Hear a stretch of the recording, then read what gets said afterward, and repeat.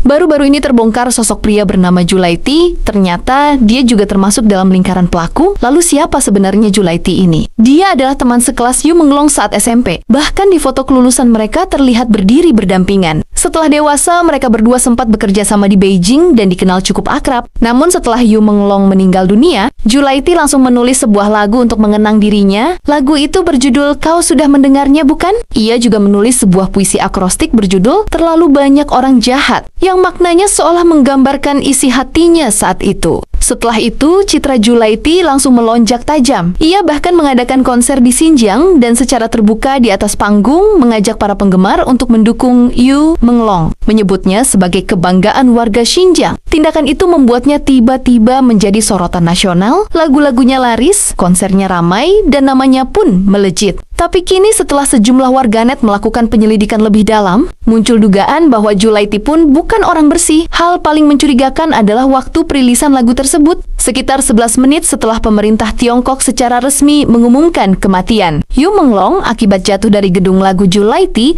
langsung dirilis ke publik. Coba pikir, bagaimana mungkin seseorang bisa merilis lagu yang sudah direkam lengkap? Hanya dalam waktu belasan menit setelah kabar meninggalnya sahabatnya tersebar, itu jelas terlalu cepat dan mencurigakan. Selain itu, lirik lagu itu juga terasa aneh. Di bagian awal, liriknya tampak tulus dan penuh kesedihan seperti seseorang yang benar-benar berduka atas kepergian teman dekatnya. Namun di bagian akhir, tiba-tiba nadanya berubah. Ia seolah menasihati Yu Menglong untuk jangan terlalu banyak minum. Secara tersirat, ini berarti kematian Yu Menglong disebabkan oleh minuman bersoda, bukan karena hal lain. Itu sama saja seperti upaya untuk menutupi kebenaran dan membersihkan nama pihak yang sebenarnya terlibat. Padahal, banyak artis besar di seluruh Tiongkok saja tidak berani secara terbuka menyebut nama Yu Menglong, apalagi membuat lagu untuknya. Bahkan, banyak akun yang menulis nama Yu Menglong di media sosial langsung diblokir atau dihapus. Lalu kenapa Julaiti justru bisa dengan bebas menyebut nama itu di panggung besar dan bahkan mengajak orang lain untuk mendukungnya? Apakah dia memiliki latar belakang atau perlindungan khusus?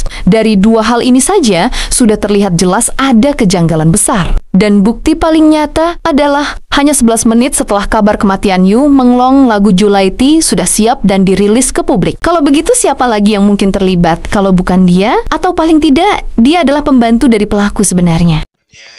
Beredar sebuah foto tentang Yu Menglong yang bocor. Becun netizen mengatakan sebuah foto di jaring gelap tentang kematian Yu Menglong itu benar-benar menakutkan. Mereka mengatakan bahwa apa yang dibawa ibu Yu Menglong itu kembali ke Xinjiang bukanlah abu Yu Menglong. Bagaimana dengan sisa-sisanya diawetkan oleh ibu itu? Mereka mengatakan bahwa wajah Yu Menglong lebih sempurna ketimbang ia masih hidup. Kemudian Yu Menglong dibuat menjadi sebuah karya seni. Memang itu gila dan jahat. Bahkan, contoh-contoh seperti itu juga bersifat psikologis di seluruh dunia.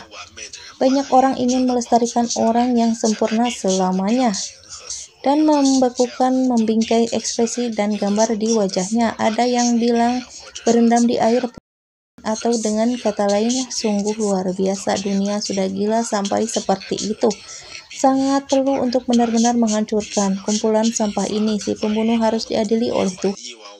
Gambar di layar raksasa kembali mengguncang negeri. Dari Hunan hingga Lanzhou, publik menuntut jawaban atas kematian yang penuh tanda tanya. Pada tanggal 19 Oktober tahun 2025, para warganet di kota Lanzhou menayangkan potret Yu Menglong di layar raksasa di Kinceria Besar Wanda Plaza. Peristiwa ini menjadi sorotan publik luas. Menyusul kejadian serupa yang sebelumnya terjadi di Wuyu Plaza, Hunan, di kolom komentar seorang netizen menulis, mereka mengira kita hanya punya ingatan selama 7 detik, maka biarlah mereka melihat betapa panjangnya ingatan kita sebenarnya. Komentar lain pun menyusul. Mereka memandang kita sebagai semut kecil yang tak berarti, maka biarlah mereka melihat bagaimana semut pun bisa mengguncang pohon busuk. Foto yang disertakan dalam tayangan itu begitu indah, namun sekaligus membuat banyak orang merasa sedih mengingat kematian Yu Menglong. Kejadian ini bukan hanya mengejutkan masyarakat di dalam negeri dan luar negeri, tetapi juga menarik perhatian dunia internasional terhadap masalah hak asasi manusia yang serius di Tiongkok. Sikap dingin pemerintah terhadap suara publik sekali lagi memperlihatkan sifat otoriter dan sewenang-wenang dari rezim yang berkuasa. Ketika kekuasaan tidak memiliki batas, kemanusiaan akan terdistorsi dan rakyat hanya akan tersisa dalam kesepian dan penderitaan.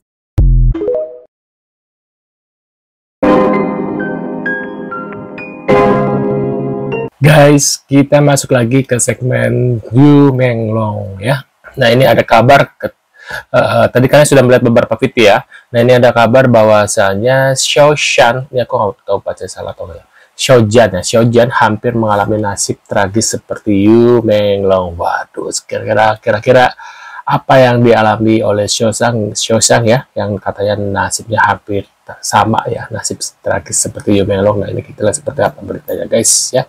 Buat kalian baru mampir, jangan lupa bantu subscribe Uki Kelvin. Nah, kalian bisa mungkin kalau komentar ketika kalian punya reaction atau komentar, bisa tulis di kolom komentar, atau kalian pengen punya requestan untuk membahas apa, kalian juga bisa tulis di kolom komentar. Nah, kita lihat ya seperti apa beritanya. Xiaoshan hampir mengalami nasib tragis seperti Yu Menglong. Akun gosip Eroba Sinwen Laocha menghebohkan publik dengan klaim mengejutkan. Disebutkan bahwa sutradara Cheng Ching-song dulu pernah menargetkan Xiaoshan tapi gagal karena ia mendapat perlindungan dari lingkaran Tianlong dan seorang bos besar yang berpengaruh. Beredar pula isu bahwa Xiaoshan bahkan harus menyerahkan diri demi keamanan. Tak berhenti di situ, ia juga pernah dipermalukan di depan umum usai memerankan karakter kontroversial. Fans Xiaoshan dan Wang Yibo pun sempat saling serang hingga muncul kabar keduanya sengaja dipakaikan oleh orang-orang kuat di balik layar. Di sisi lain, unggahan itu menyindir artis tanpa backing seperti Yu Menglong yang hanya dianggap daging, ikan untuk dimanfaatkan oleh dunia hiburan. Semua ini masih rumor yang beredar di media sosial.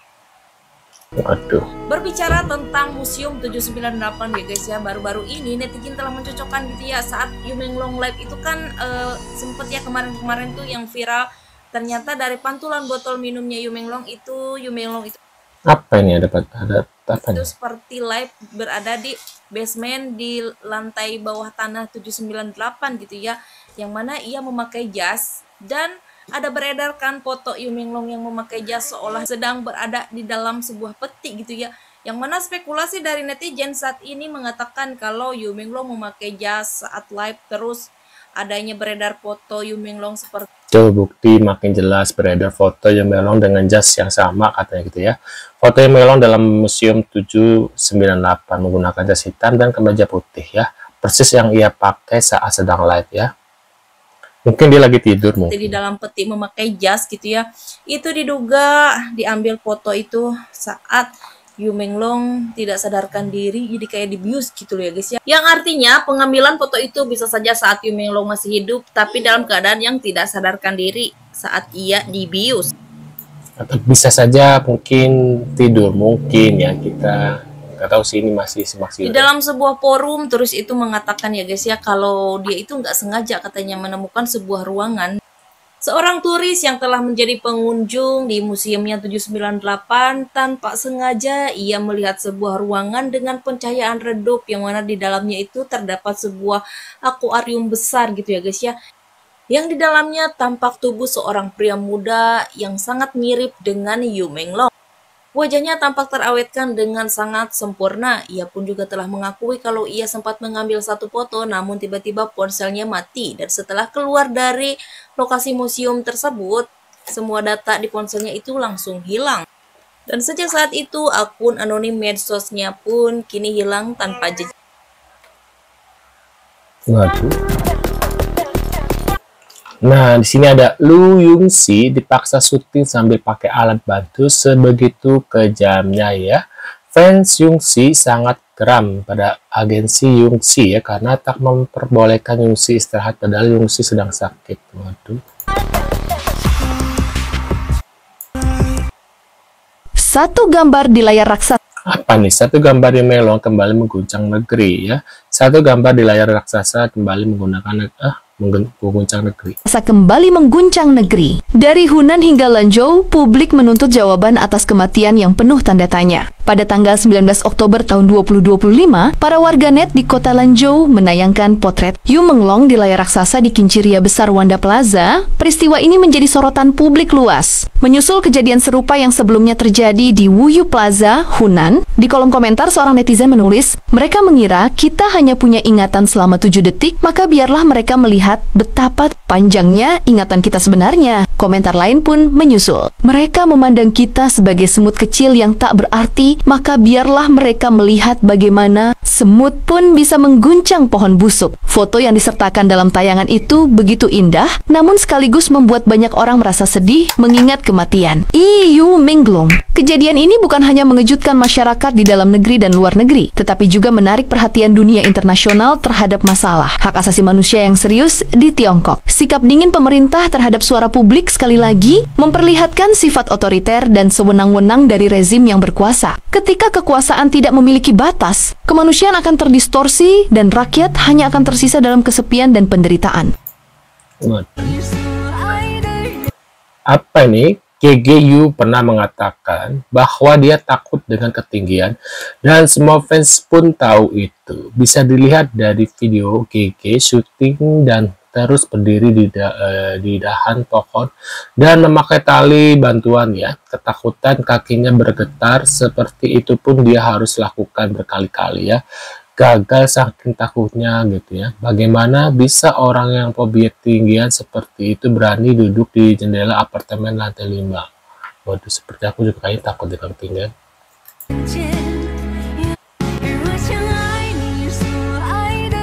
Oh iya guys, tuh lihat tuh ya, tangannya gemeter tas itu kasihannya. Nah ini kita lagi ada Pali, asisten Yu Menglong Jung Guang adalah yaitu kalian bisa baca sendiri ya. Dia juga perke Menglong katanya dengan ditemukannya cairan DNA nah kalian bisa baca, aku sensor ya. Yu Menglong email digigit oleh semua penjahat itu guys ya. Aku nggak bisa membacakannya, kalian bisa baca sendiri saja di situ ya, karena nanti aku ada pelanggaran.